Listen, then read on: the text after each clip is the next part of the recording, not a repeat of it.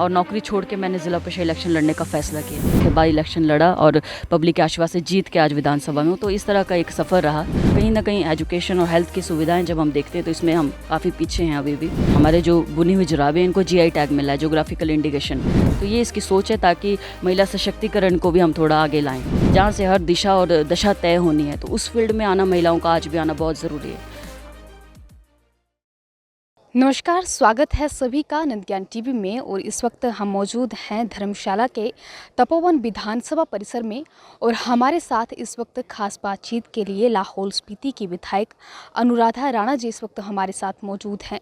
देखिए, हिमाचल की बात करें तो हिमाचल में राजनीति में महिलाओं की संख्या बहुत कम है और ये तीन जो MLA जो हैं वो इस वक्त कार्य कर रही हैं और उनमें से ही ये अनुराधा राणा जी हमारे साथ इस वक्त मौजूद हैं। इनसे कुछ खास बातचीत जो है वो करने वाले हैं हम। मैम, राजनीतिक पारी की शुरुआत में आपका ये पहला कदम है और उसके बाद आप धर्मशाला पहुंचे हैं, क्या कहना चाहेंगे? जी, अच्छी अनुभूति होती है जब जनता के आशीर्वाद से एक आम परिवार से निकल के और ख़ासकर एक महिला होने के नाते जब विधानसभा में आप पहुंचते तो इससे बड़ी मुझे लगता है उपलब्धि या अनुभूति नहीं हो सकती। तो जनता का आशीर्वाद है, पार्टी का आशीर्वाद है, तो हमेशा ऋणी रहेंगे जनता के प्रति भी और पार्टी के प्रति भी जिन्होंने ये विश्वास जताया। और जनता का मैं धन्यवाद दिल से एक बार पुनः करूँगी कि उनके बदौलत आज मैं इस विधानसभा में हूँ। और उम्मीद और कोशिश यही अपने आप से करते हैं कि जनता के मुद्दों को प्रमुखता से विधानसभा में उठाएँ और अपने इलाके के विकास के लिए जो भी कार्य कर पाए उसके लिए हमेशा कोशिश जारी रहेगी। मैम, आपके राजनीतिक परिचय की हम थोड़ा सा जानना चाहेंगे। किस तरह से आपने राजनीति में आने की सोची, किस तरह से शुरुआत जो है वो आपने की और किस तरह से सफलता जो है वो आपको जो है वो आज इसमें मिली है? जी, देखिए, अगर मैं बिल्कुल सच बताऊं, क्योंकि मैं सच ही कहना चाहूँगी, कभी ऐसा नहीं सोचा था कि हमारा भी कोई भविष्य हम अपने आप को राजनीति में देख सकते थे।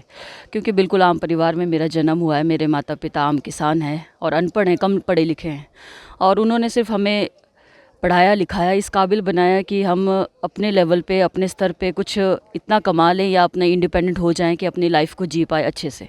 तो माता पिता के बहुत संघर्ष के कारण हम पढ़ लिख पाए। गवर्नमेंट स्कूल में पढ़े, कॉलेज गई। तो कॉलेज के बाद ही मैंने प्राइवेट नौकरी करना शुरू कर दिया था। प्राइवेट स्कूल में मैं पढ़ाती थी, 2.5 साल मैंने वहाँ पढ़ाया है। उसके बाद एग्ज़ाम वगैरह की हम तैयारी करते थे, क्योंकि खुद को मैं सिविल सर्विसेज में अपना फ्यूचर देखती थी कि ऑफिसर वाले गुण मुझ में हैं और अपने आप को ऑफिसर के तौर पे हमेशा मैं देखती थी कि मुझे ऑफिसर बनना है। तो उसी दिशा में मैं हमेशा तैयारियों में व्यस्त रहती थी, पढ़ाई के साथ ही हम टच रहते थे। पर कुछ ऐसा कहिए कि किस्मत का हवाला दे सकते हैं या भगवान की कुछ ऐसी डेस्टिनी में मेरे लिखा था कि कुछ इस तरह का मोड़ आया कि मैंने उसके बाद जब मैं डिज़ास्टर मैनेजमेंट में मैंने 4 साल कार्य किया, आपदा प्रबंधन में, केलोंग में, हेडक्वार्टर में, लाहौल स्पीति में। तो उस दौरान कुछ ऐसा समीकरण बना कि कांग्रेस पार्टी की तरफ से मुझे ज़िला परिषद लड़ने के लिए ऑफ़र किया गया था और उसको मैंने अपना डेस्टिनी, या एक तरह से मुझे लगा कि मुझे कोई अपॉर्चुनिटी पब्लिक के सेवा के लिए मिल रही है, तो मैंने उसको गंवाया नहीं और नौकरी छोड़ के मैंने ज़िला परिषद इलेक्शन लड़ने का फ़ैसला किया। और उसमें मैं अच्छे मार्जिन से जीती। पब्लिक का बहुत सारा प्यार और आशीर्वाद मुझे मिला और चेयरपर्सन की कुर्सी तक पहुंची उस समय, क्योंकि वो रिज़र्व थी वीमेन के लिए। और 2.5 साल का भी कार्यकाल नहीं हुआ था जब हमने कोशिश की लोगों तक, हर इंसान तक पहुंचने की, लोगों की समस्याओं को उजागर करने की, सरकार के समक्ष रखने की। तो इसका ये परिणाम हुआ कि पूरा लाहौल स्पीति की जनता मुझे जानने लगा, पहचानने लगा और बहुत सारा प्यार आशीर्वाद देने लगा। तो जो भी बाई इलेक्शन का दौर हुआ, टिकट की रेस में भी एक से बढ़कर एक धुरंधर थे। हमारे ऊपर से लेकर हमसे कई सीनियर लोग थे जिनको पार्टी में एक लंबा अरसा हो चुका था। पर कहीं ना कहीं ग्राउंड की जो रिपोर्ट जाती है, जो पब्लिक का फीडबैक जाता है, उसके अनुसार अदरवाइज़ आप देखा जाए तो टिकट मिलने में भी मुझे लगता है कि एड़ियाँ घिस जाती है, लोगों की पूरी उम्र निकल जाती है। पर पब्लिक का प्यार था, आशीर्वाद था और हमारी पार्टी का मैं धन्यवाद करती हूँ माननीय मुख्यमंत्री महोदय का और हमारे पूरा जो केंद्रीय जो हमारा पार्टी का जो हमारा हाई कमान है, जिन्होंने मुझ पर विश्वास जताया और टिकट सौंपा और उसके बाद इलेक्शन लड़ा और पब्लिक के आशीर्वाद से जीत के आज विधानसभा में हूँ। तो इस तरह का एक सफ़र रहा और उम्मीद करते हैं कि आज आगे हम और भी बेहतर कर पाएँ अपने ज़िला के लोगों के लिए, ताकि लोगों की जो उम्मीदें उस पर खरा उतर पाएँ।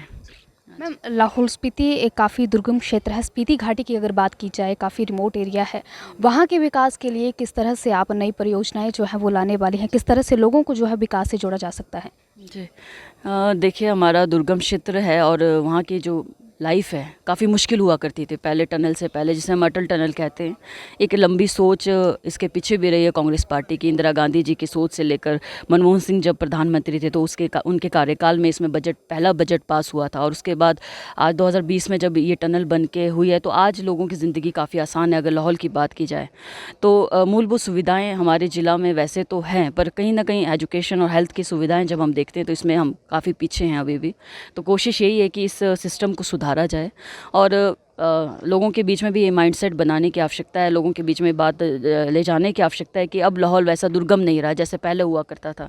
अब अप्रोच बहुत आसान है, हम आसानी से जुड़े रहते हैं अन्य ज़िलों या अन्य देश विदेश के साथ। और टूरिज़्म का भी बहुत स्कोप हमारे ज़िला में है, खासकर लाहौल या स्पीति दोनों जगह की अगर मैं बात करूँ तो हम देखते हैं कि टूरिज़्म में बहुत अच्छा हम बेहतर कर सकते हैं। विंटर गेम्स में या एडवेंचर एक्टिविटीज़ में हम बहुत बेहतर कर सकते हैं, जहाँ पर हमारे जो युवा हैं वो अच्छा नेशनल इंटरनेशनल तक खेल में आगे जा सकते हैं। खासकर अगर स्पीति की बात की जाए तो हमारे स्पीति घाटी के बहुत सारे ऐसे युवा हैं जो नेशनल इंटरनेशनल गेम्स में, हमारे विंटर गेम्स में आगे जा रहे हैं, चाहे वो आइस हॉकी की बात हो या आइस स्केटिंग की बात हो। आइस हॉकी में हमने नेशनल में कई मेडल्स जीत के आए, इंटरनेशनल में भी हमारे बच्चे आगे गए हैं, तो ये हमारे लिए गर्व की बात है और इसको बढ़ावा देने के लिए हम कोशिश करेंगे। और बाकी जितना भी इंफ्रास्ट्रक्चर वेस्ट है उसको हम दुरुस्त करने की कोशिश कर रहे हैं। बड़े जो हमारे संस्थान, जैसे पॉलिटेक्निक कॉलेज की बात की जाए, 2011 से इसका नोटिफिकेशन या इसकी घोषणा हुई थी, पर आज तक इसको धरातल पर नहीं उतर पाए हैं। तो इसको बनाने की दिशा में हम आगे बढ़ रहे हैं, और इससे बड़ा एकलव्य स्कूल जो सेंट्रल गवर्नमेंट की स्कीम के अंतर्गत बन रहा है, मतलब जो भी इंफ्रास्ट्रक्चर बेस्ड कार्य है उसको हम 6 महीने का, क्योंकि हमारे पास सीज़न होता है, 6 महीने के कम समय सीमा में हमने कार्यों को अंजाम देना होता है। तो कोशिश ये है कि कार्यों की गुणवत्ता से कोई समझौता ना हो और व्यवस्था परिवर्तन की ओर हम आगे बढ़े। मतलब व्यवस्था को परिवर्तन करते हुए कैसे हमने करप्शन को रोकते हुए और एक अच्छा, मुझे लगता है कि सिस्टम बनाने की दिशा में हम आगे बढ़ रहे हैं, और लोगों का सहयोग मिल रहा है और इसमें कामयाब भी हम होंगे। लाहौल स्पीति की अगर हम बात करें, काफ़ी रिच कल्चर है वहाँ का, और आपके द्वारा एक नया ट्रेंड भी वहाँ पर शुरू किया गया है। जैसे पहले कोई वहाँ पर आता था तो शॉल और टोपी देकर उनको सम्मानित किया जाता था, अब जुराबे देकर उनको सम्मानित किया जाएगा। क्या सोच थी इसके पीछे आपकी? देखिए, हमारी महिलाएं, मैं खुद अपनी मदर की बात करूँ, हमेशा हमने उन्हें बुनते हुए देखा है। निटिंग जो करते हैं, जुराबे बुनते हैं, और ये हमारे लिए उपलब्धि है कि हमारे जो हमारे जो बुनी हुई जुराबें, इनको जीआई टैग मिला है, जोग्राफिकल इंडिकेशन टैग अपने आप में मिलना एक बहुत बड़ी उपलब्धि है। तो क्यों ना मेरे सोच में ये था कि हम इस चीज़ को प्रमोट करें। तो प्रमोट करने का एक ज़रिया यही था कि हम ये देखते हैं कि जो भी इवेंट हमारे ज़िला में होता है, चाहे वो प्रशासनिक स्तर पर हो, विभाग के स्तर पर हो, उसमें सम्मान के तौर पर शॉल दिया जाता है, टोपी दिया जाता है। टोपी से हमें कोई एतराज़ नहीं, शॉल से भी एतराज़ नहीं, बट ये है कि हम क्यों ना अपने प्रोडक्ट्स को प्रमोट करें। तो हमने इसकी पहल शुरू की है, और डिपार्टमेंट और पूरे प्रशासन को इसके निर्देश दिए हैं कि आइंदा से जो भी हमारा फंक्शन या इस लेवल पे जो कार्यक्रम होता है तो उसमें टोपी तो हम कंटिन्यू करेंगे, क्योंकि ये टोपी हमारी शान है। आप देख रहे हैं मैं हमेशा इसको पहनती हूँ, और साथ में लाहौली जो हमारे जुराबें या दस्ताने, इसको भी सम्मान के तौर पर दिया जाए, और इसको हम डायरेक्ट जो है महिलाओं से परचेज़ करेंगे सेल्फ हेल्प ग्रुप्स के माध्यम से, ताकि बीच में कोई बिचौलिया ना आए और लोगों को महिलाओं को इसका डायरेक्ट बेनिफिट मिले। तो ये इसकी सोच है, ताकि महिला सशक्तिकरण को भी हम थोड़ा आगे लाएं। हाँ जी। जैसे कि मैंने पहले बताया कि महिलाओं की बहुत कम संख्या है राजनीति में। हिमाचल की बात की जाए तो विधानसभा परिसर में क्या आप अपने मुद्दे लेकर आए हैं कि महिलाएं जो है वो राजनीति में आए, किस तरह से महिलाओं को जो है वो हर जगह जो है प्रमोट किया जाए? जी हाँ, बिल्कुल, हम भी स्वयं देख रहे हैं इस चीज़ को, और अभी इसमें बाई इलेक्शन के माध्यम से हम टोटल 3 महिलाएं अभी हैं। अदरवाइज़ इससे पहले देखा जाए तो सिर्फ एक महिला थी, रीना कश्यप मैडम जी। तो कहीं ना कहीं आज के अगर हम मिडिल क्लास फैमिली की बात करें, क्योंकि जिस परिवार में मेरा जन्म हुआ, लोगों की, या मैं अपने पेरेंट्स की मानसिकता की बात करूँ, उनकी गलती नहीं है। ये सिस्टम इस तरह का कि वो हमेशा ऐसा सोचते कि जो राजनीति है, जो पॉलिटिक्स, वो महिलाओं के लिए अच्छी नहीं है, ये ऐसी फील्ड है। पर कहीं ना कहीं मुझे लगता है कि आज मेरे अकेले से नहीं, पर जब इंसान खुद उस जगह पहुंचता है शायद उसका एहसास उसको ज़्यादा होता है। मेरा यही मानना है कि हर फील्ड में आज महिलाएं आगे हैं, हर फील्ड में पुरुषों से आगे निकल रही, पर कहीं ना कहीं राजनीति, जो पॉलिसी मेकिंग, जहाँ से पॉलिसियाँ बननी है, जहाँ से नीति निर्धारण होना है, जहाँ से हर दिशा और दशा तय होनी है, तो उस फील्ड में आना, महिलाओं का आज भी आना बहुत ज़रूरी है।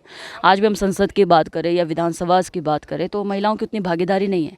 तो कहीं ना कहीं जैसे राजा साहब भीमराव अम्बेडकर जी ने कहा था कि हम उस देश को, मतलब अपने देश को, तभी हम उस श्रेणी में आगे आ पाएंगे, विकसित देशों की श्रेणी में, या अगर हमारा देश आगे उस दिशा में आगे नहीं निकल पाए तो कहीं ना कहीं अभी भी हम 75 वर्ष बाद भी महिलाओं की उतनी भागीदारी नहीं देख पा रहे हैं। तो इसका एक कारण ये भी हो सकता है। तो ये एक, मुझे लगता है, मेजर इसका कारण है। और सभी से मैं गुजारिश भी करती हूँ कि इससे ऐसा ना सोचे कि राजनीतिक विरासत है, राजा के घर में राजा पैदा होगा, ये ऐसा कुछ नहीं। इसको हमने चेंज करने की आप देख सकते हैं डेमोक्रेटिक स्ट्रक्चर में आज लोकतंत्र में मैं जीती हूँ, एक आम परिवार से निकल के आई हूँ, लोगों के आशीर्वाद से निकल के आई हूँ। तो जनता का प्यार हो, अगर आपके अंदर कुछ कर गुजरने की क्षमता हो या लड़ने की हिम्मत हो अपनी जनता के लिए, तो मुझे लगता है कोई भी राह मुश्किल नहीं है।